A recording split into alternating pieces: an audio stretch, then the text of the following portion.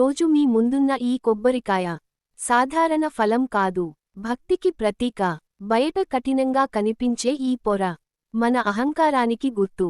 లోపల ఉన్న స్వచ్ఛమైన కొబ్బరి మన హృదయ పవిత్రతకు సంకేతం. భగవంతుడి ముందు కొబ్బరికాయను కొట్టేటప్పుడు మన అహంకారాన్ని, మన స్వార్థాన్ని, మన భయాలను అన్నిటినీ ఆయన పాదాల దగ్గర వదిలిపెట్టాలి. ఈ దీపం చూడండి, చిన్న వెలుగే అయినా చీకటిని పారద్రోలుతుంది.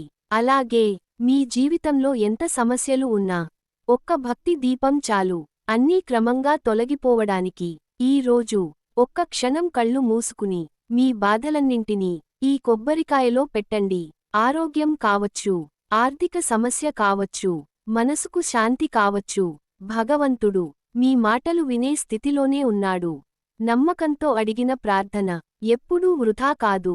ఈ రోజు మీరు చేసిన ఈ ప్రార్థనే రేపటి మీ జీవితానికి శుభారంభం కావచ్చు. భక్తితో నమస్కరించండి, కృప తప్పకుండా లభిస్తుంది.